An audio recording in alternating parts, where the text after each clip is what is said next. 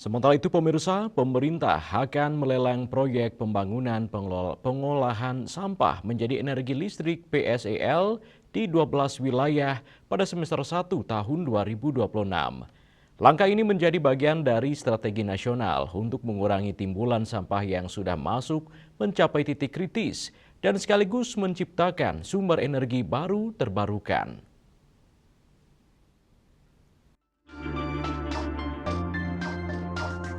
Sampah hingga kini masih menjadi masalah krusial yang tak kunjung selesai ditangani. Bahkan, kini permasalahan sampah sudah masuk fase kritis yang jika tidak segera ditanggulangi akan berdampak buruk bagi lingkungan dan masyarakat. Tata kelola sampah yang hanya menerapkan sistem open dumping selama puluhan tahun ditengarai menjadi biang kerok dari permasalahan ini. Ditambah kesadaran masyarakat yang masih kurang untuk memilih sampah organik dan non-organik. Menghadapi kondisi darurat sampah ini, pemerintah telah menargetkan 100% pengelolaan sampah nasional tercapai pada tahun 2029. Hal itu diatur melalui Perpres nomor 12 tahun 2025.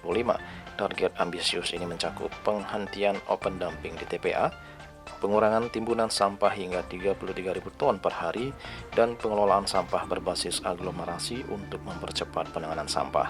Selain itu, salah satu terobosan pemerintah dalam menanggulangi permasalahan sampah adalah program pembangunan pengolahan sampah menjadi energi listrik PSEL. Program ini sudah ditetapkan sebagai proyek strategis nasional. Sebagai tindak lanjut dari program PSEL ini, pemerintah melalui Danantara akan mulai melakukan proses lelang proyek pembangunan pengolahan sampah menjadi energi listrik PSEL pada semester pertama tahun ini. Langkah ini menjadi bagian dari strategi nasional untuk mengurangi timbulan sampah sekaligus menghasilkan energi baru terbarukan. Kepala Kantor Staf Kepresidenan Muhammad Kodari mengatakan pembangkit tersebut diperkirakan mampu mengolah sekitar 7.000 ton sampah per hari dari 12 lokasi prioritas yang akan segera dilelang. Adapun proyek yang akan dilelang tersebut diantaranya PSEL Lampung Raya, PSEL DKI Jakarta, Kabupaten Bekasi, Medan Raya, Semarang Raya, dan lainnya. Kodari menyebut jika berhasil dilelang dan direalisasikan, proyek-proyek ini diharapkan dapat mendukung target pembangunan PSEL di 30 lokasi atau aglomerasi di 61 kabupaten kota di seluruh Indonesia pada tahun 2029. Secara keseluruhan, proyek tersebut ditargetkan mampu mengolah hingga 33.000 ton sampah per hari menjadi energi atau setara hampir 23% dari total timbulan sampah nasional pada tahun tersebut.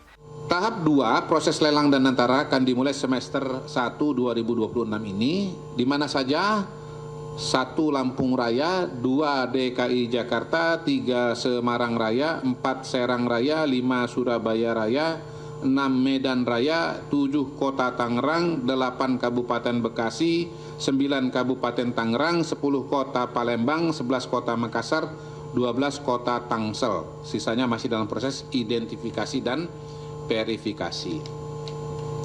Target kapasitas input sampah dapat mencapai lebih dari 1.000 ton per hari per lokasi, sehingga total kapasitas pengolahan PSEL nanti 33.000 ton per hari. Tadi saya sudah sebutkan di depan ya, 2029 targetnya 33.000 ton per hari.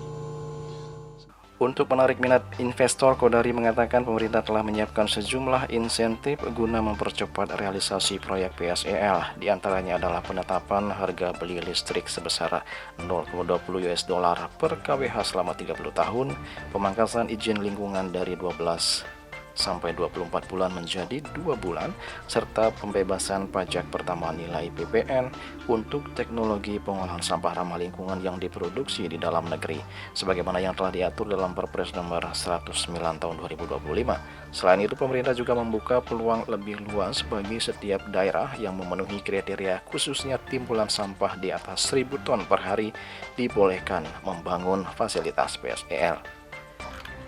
Juli Suwarte dan kita semua di ASU melaporkan.